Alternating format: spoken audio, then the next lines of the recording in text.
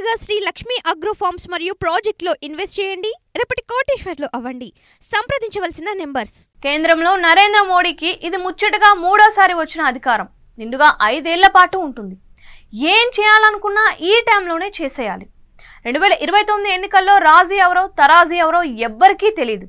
ఎందుకంటే ఇప్పటికే బీజేపీకి వచ్చిన గెలుపు ఎన్డీఏ మిత్రపక్షాల మద్దతుతో బొటాబొటీ మెజార్టీ.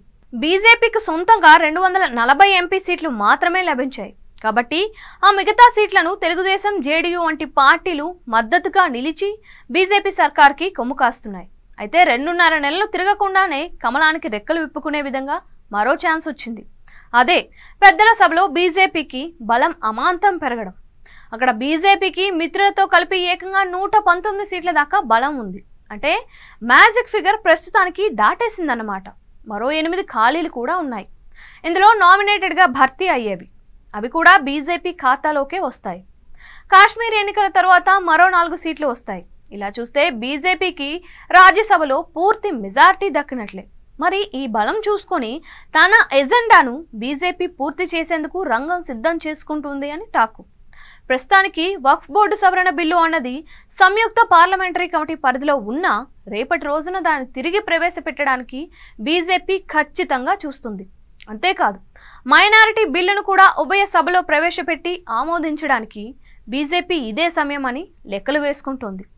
ఈ 2 బిల్లులతో పాటు కామన్ సివిల్ కోడ్ ఇలా అనేక బిల్లుల విషయంలో బీజేపీ దూకుడు చేసే ఛాన్స్ ఉందని వినిపిస్తోంది. బీజేపీ ఫిలాసఫీ వేరు.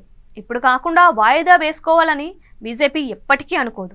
మరి బీజేపీ అధినాయకుడు మోదీ ఈ విధంగా దూకుడు చేస్తే మిత్రులలో అగ్రస్థానంలో ఉన్న చంద్రబాబు, ఆయన టీడీపీ సంగతి ఏంటి అన్నదే చర్చ. చంద్రబాబు అయితే ఏపీలో మైనారిటీల విషయంలో వారి ప్రయోజనాలకు కట్టుబడి ఉన్నామని చెబుతున్నారు. కానీ బీజేపీది రాజకీయాల కంటే సిద్ధాంతబద్ధమైన సమస్య. ఆ పార్టీ 2029లో అధికారంలోకి వస్తుందో రాదో తెలియదు. అందువల్ల ఉన్న అవకాశాలను వాడుకొని తమ పొలిటికల్ ఫిలాసఫీ మేరకు వాటిని అమలు చేయాలి అనే చూస్తోంది. బీజేపీ తీసుకునే ఏ నిర్ణయమైనా మిత్రుల మద్దతు లోక్సభలో ముఖ్యం. మరి బీజేపీకి ఆ విధంగా మద్దతు ఇవ్వడానికి అటు జేడీయూ కానీ ఇటు టీడీపీ కానీ సిద్ధంగా ఉన్నాయా అన్నదే అసలైన ప్రశ్న. అయితే బీహార్లో జేడీయూ అధినేత నితీష్ కుమార్ ఎన్నడూ లేనంత వీక్ అయ్యారని అంటున్నారు. ఆయనకు ఈ టైంలో బీహార్లో అధికారం దక్కదని టాకు. అప్పుడు ఆయనకు కేంద్రంలో మంత్రి పదవి కావాలి.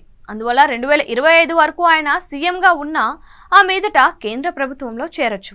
అలాగే ఏపీలో చూస్తే రాజధాని నిర్మాణం పూర్తి కావాలి, పోలవరం పూర్తి కావాలి.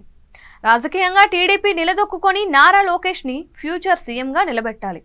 ఇలా అన్ని లాంగ్ టర్మ్ ప్లాన్స్ టీడీపీకి ఉన్నాయి. దాంతో అటు నితీష్ కానీ ఇటు బాబు కానీ ఎంత మేరకు మోడీ దూకుడుకు అడ్డుకట్ట వేయగలరు అన్న చర్చ అయితే జరుగుతోంది. బీజేపీకి మాత్రం చరిత్రలో ఎన్నడూ లేని విధంగా ఉభయ సభలలో మెజారిటీ రావడం అమిత ఆనందాన్ని కలుగజేస్తుంది అని అంటున్నారు. అన్నిటికంటే మించి రాజ్యసభలో బీజేపీకి బలం పెరగడం మాత్రం మిత్రులకు ఒకంత కలవరం కలిగించే అంశం అనే చెప్పాలి. చూడాలి మరి ఏం జరుగుతుందో. కమలం కథనోత్సాహం ఏ రాజకీయ తీరాలకు చేరుస్తుందో.